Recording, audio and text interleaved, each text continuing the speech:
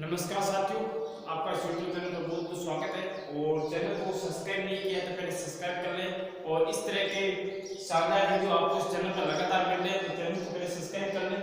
और आज हम जिस टॉपिक के बारे में चर्चा करेंगे, पंचायत समिति के जो प्रधान उप प्रधान है उसके बारे में चर्चा करेंगे। और पहले समझेंगे कि पंचायत समिति होती क्या है, उसके बाद में प्रधान उप प्रधान के बारे में चर्चा करेंगे। उसके बाद हम राजनीति प्रमुख, प्रशासनिक प्रमुख, पंचायत समिति के गठन के बारे में चर्चा करेंगे। पंचायत समिति सदस्य कौन होते हैं, उनका चुनाव कैसे होता है, उसके बाद में प्रधान का चुनाव कैसे होता है उस बारे में चर्चा करेंगे। उसके बाद हम बैठकों के बारे में चर्चा करेंगे, कौन बैठक लेता है और बैठक में कौन संगठित होता है। उसके बाद हम चर्चा करेंगे पंचायत समितियों के जो मतदान है, चुनाव है, वो कौन करवाता है। उसके बाद हम चर्चा करेंगे कि जो पंचायत समिति सदस्य है उनको शपथ कौन दिलाता है। और उसके बाद हम ये पंचायत समिति सदस्य ये किसको त्याग पत्र देते हैं। तो ये इनकी चीजें हम पढ़ेंगे। पहले तो ये टॉपिक अगर आप एग्जाम के पॉइंट ऑफ व्यू से देखें तो भी महत्वपूर्ण है और सामान्य जीवन में भी आपको ये चीजें पता होनी चाहिए क्योंकि ये हमारे सामान्य जीवन से जुड़ी हुई है। तो आज हम जो चर्चा करेंगे तो सबसे पहले हम चर्चा करेंगे पंचायत समिति होती क्या है। देखो, भारतीय राज व्यवस्था में पहले पंचायती राज है उसका कोई संवैधानिक उल्लेख नहीं था, पर 1993 में संवैधानिक उल्लेख किया 73वां संविधान संशोधन करके। अब 73वां संविधान संशोधन 1993 में ये 73वां संविधान संशोधन हुआ था। उसके बाद में ये 73वां संशोधन हुआ, उसके बाद में जो पंचायती राज है इस व्यवस्था को संवैधानिक मान्यता दे दी गई, मतलब इसका संविधान में उल्लेख कर दिया गया, पहले संविधान में उल्लेख नहीं था। ठीक है, अब जो पंचायती राज व्यवस्था है इसको 3 स्तरों में बांटा गया था। 3 स्तरों के बारे में मैंने कल की वीडियो में चर्चा की है।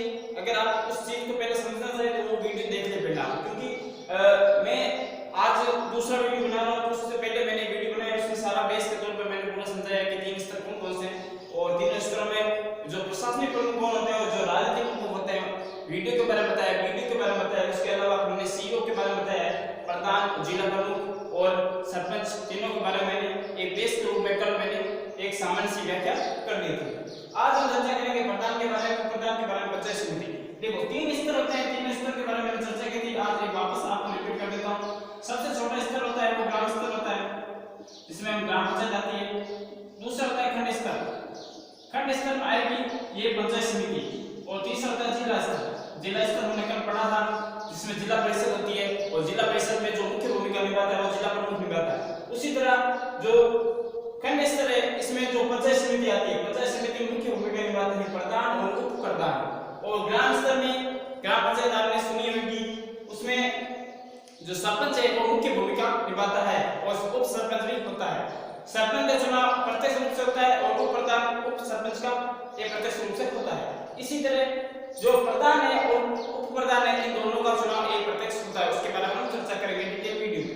तो आज हम सबसे पहले जो बात करेंगे वो बात करेंगे कि जो राजनीतिक प्रमुख होता है वो कौन होता है। देखो, पंचायती राज में 2 व्यवस्था की गई, एक तो राजनीतिक प्रमुख और एक प्रशासनिक प्रमुख। राजनीतिक प्रमुख वो होगा जो जनता के द्वारा सीधा वोट देकर चुना जाएगा, जिससे पंचायत समिति सदस्य को चुनाव सीधा डायरेक्ट जनता के द्वारा होता है।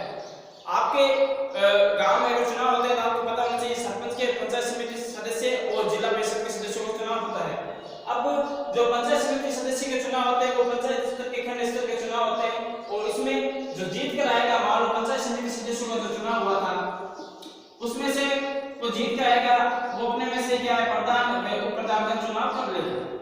मतलब जो प्रधान उप प्रधान है वो एक प्रत्यक्ष से चुने जाएंगे, ये एक प्रत्यक्ष चुने जाएंगे, मतलब जो हम चुन के भेजेंगे वो आगे जाके क्या है इनका चुनाव करेंगे। तो जो पंचायत समिति सदस्य का चुनाव है वो प्रत्यक्ष होता है। प्रत्यक्ष मतलब जैसे हम सरपंच का चुनाव करते हैं सीधा डायरेक्ट वोट देकर, विधानसभा सदस्यों का हम डायरेक्ट वोट देकर चुनाव करते हैं, उसी तरह प्रत्यक्ष मतदान के द्वारा पंचायत समिति सदस्यों का चुनाव होता है।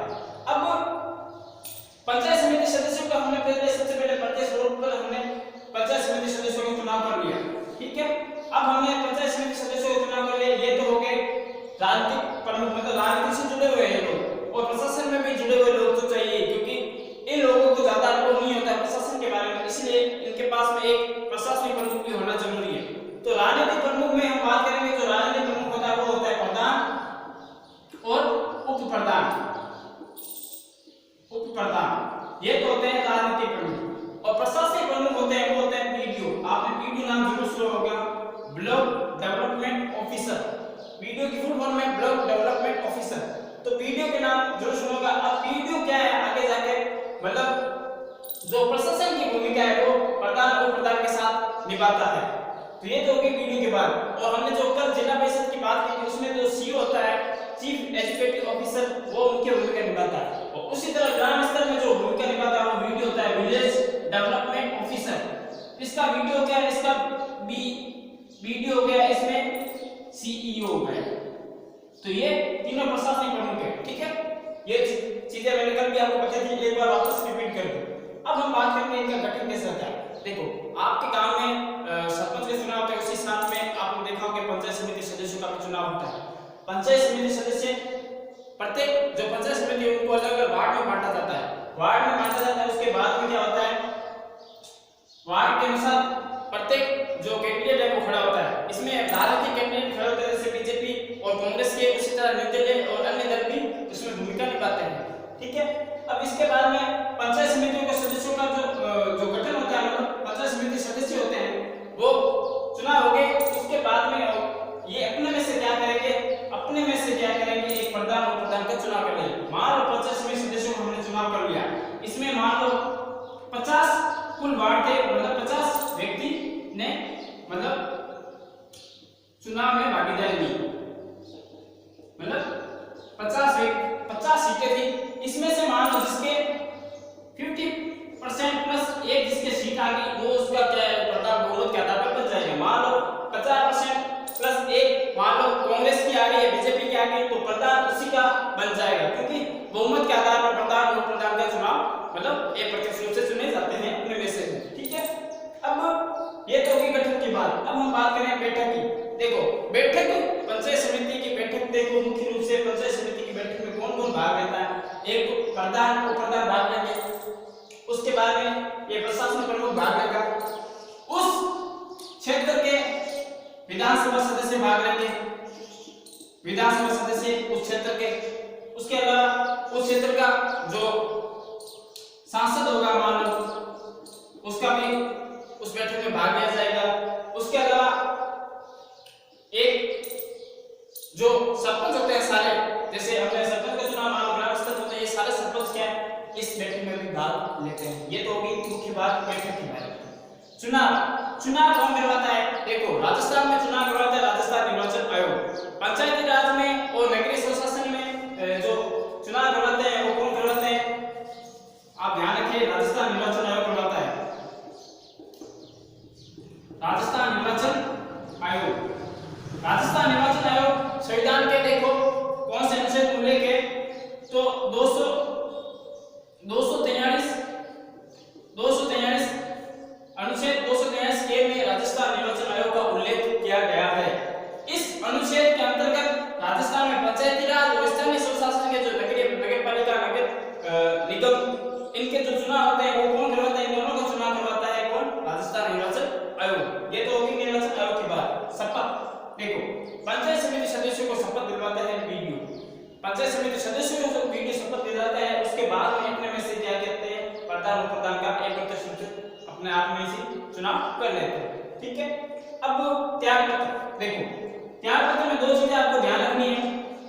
दो चीजें ये ध्यान रखनी है कि जो पंचायत समिति सदस्य होते हैं वो त्याग पत्र देते हैं प्रधान को। ये चीज बहुत जरूरी है आपको नोट डाउन करने की। पंचायत समिति जो सदस्य होते हैं, पंचायत समिति जो सदस्य होते हैं ये तो त्याग पत्र देंगे किसको, प्रधान को। ठीक है, ये तो प्रधान को देंगे। अब आपसे अगर पूछे प्रधान, जो प्रधान है वो किसको त्याग पत्र देगा, तो जो प्रधान त्याग पत्र देता है वो देगा जिला प्रमुख को। जिला प्रमुख होता है उसको प्रधान क्या है, त्याग पत्र देता है। तो ये थी सामान्य से मैंने बहुत आसान भाषा में समझाया है। आपको ये जरूर पता होना चाहिए कि जो पंचायत समिति सदस्य का चुनाव प्रत्यक्ष रूप से होता है, इनका जो चुनाव होता है दोनों का एक प्रत्यक्ष होता है। जैसे हमने पंचायत समिति सदस्य को चुनाव वोट देकर भेजा, वो अपने में से बहुमत के आधार पर अपने में से प्रधान और प्रधान का चुनाव कर लेते हैं। ठीक है, मान लो 50 व्यक्ति हैं, 50 व्यक्ति को हमने चुनाव करके भेजा, उसमें से जिसके 26 जो सीटें हैं, जिसके पास आगे मान लो बीजेपी या कांग्रेस, उदाहरण पर कोई भी देख ले, अगर इनमें से किसी की भी मान लो सीट आ गई 26, तो 26 जिसके सीट आएगी वो क्या अपने में से क्या है, बहुमत के आधार पर अपना कैंडिडेट प्रधान के रूप में और उप प्रधान के रूप में वहां पर खड़ा करता है और मतलब जो चुनाव करता है। ठीक है, तो ये बात ही सामान्य सी। 73 संशोधन के बारे में मैंने बता दिया आपको और स्तर के बारे में बता दिया। इसके अलावा जिला प्रमुख जो हमने कल बात की थी, उसके अलावा आज जो राजनीतिक प्रमुख और प्रशासनिक प्रमुख के बारे में चर्चा की, गठन कैसा होता है, बैठक कौन सी होती है, चुनाव मतदान कैसे होता है, शपथ और त्याग पत्र, ये थी सामान्य जानकारी। इसके अलावा नेक्स्ट वीडियो आएगा और चैनल को सब्सक्राइब करें, बहुत ही शानदार जानकारी है और आपके एग्जाम के पॉइंट ऑफ व्यू से और सामान्य जीवन में आपको चीजें जरूर पता होनी चाहिए। मिलते हैं नेक्स्ट वीडियो में। धन्यवाद। जय हिंद, जय भारत।